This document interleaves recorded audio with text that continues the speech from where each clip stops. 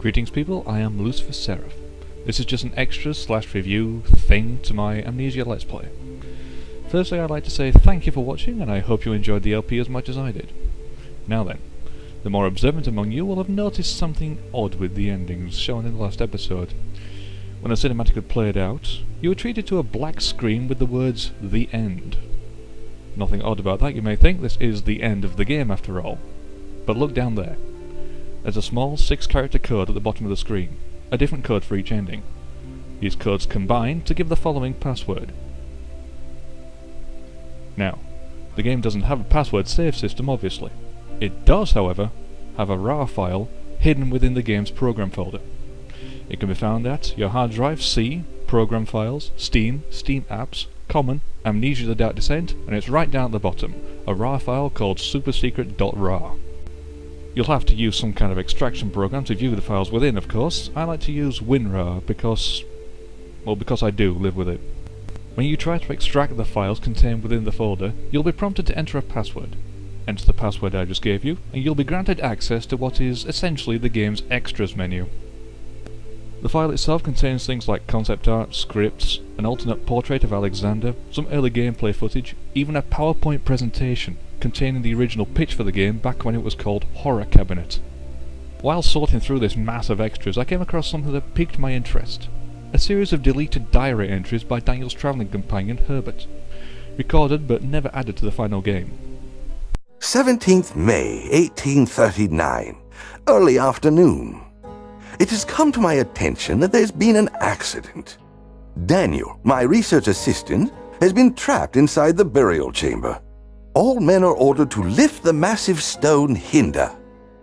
Recovered Daniel after 1 hour of entrapment. After some preparation, the workers hoisted the heavy stone with block and tackle. Daniel is delirious, and his mind is slowly recovering. I've decided to have him leave for England. It would be foolish of me to risk not just his life, but the expedition's success by keeping him here. 20th May, 1839. Those imbeciles!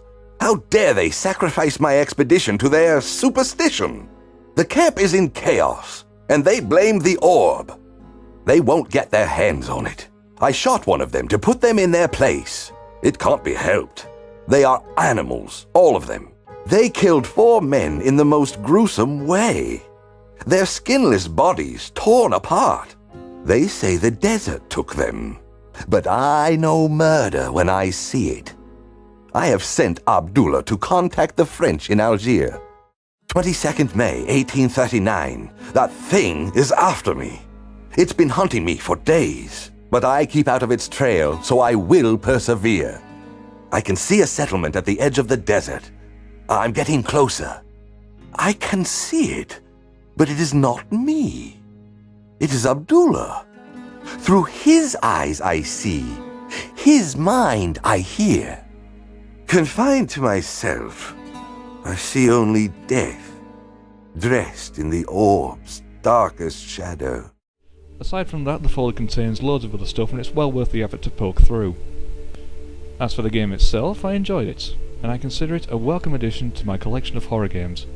Subsequent playthroughs, however, have led me to believe the game is in fact rather short. On my second playthrough, I managed to get from the start menu to the bottom of the elevator shaft within about 90 minutes. And depending on how you approach the game, the difficulty can be somewhat erratic. If, like me, on your first playthrough you decide to hide from the monsters and wait till they leave, the game can be quite challenging and at times tedious. See part 7 of my Let's Play, The Perfect Strategy, to see just how tedious and frustrating it can get. If, however, you decided to run from the monsters or face them head on, you'll find that outrunning them is quite easy, and in some cases they simply vanish. These creatures aren't to be taken lightly though. The Grunt, otherwise known as Charlie, is very sluggish, but can easily take you out in 2 swipes. Whereas the Brute, otherwise known as Richard, is fast, nimble, and is more than capable of introducing you to the game over screen in just 1 hit.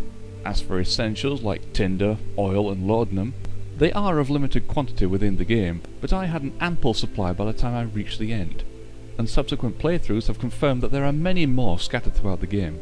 The only other thing worth mentioning is an option on the title screen called Custom Story. I assume this is for player-made maps and extras, and would need to be downloaded via a third-party source. I've seen a few custom maps on various websites, and they range in categories from dull to elaborate to let's see how many mobs I can spawn before my processor melts.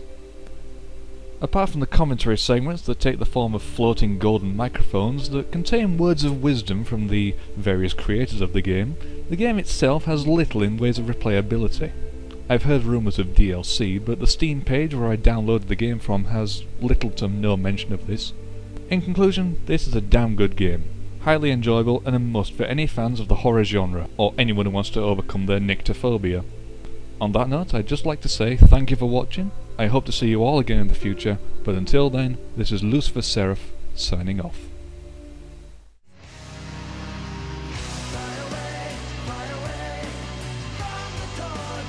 Hey Charlie, nice work on the LP fella. Give me 5.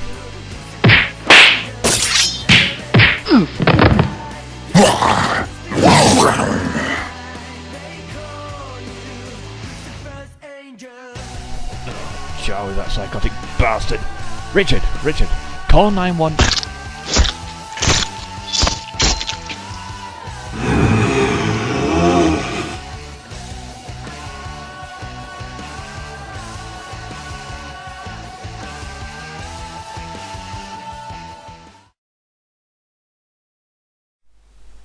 I can't feel my spleen.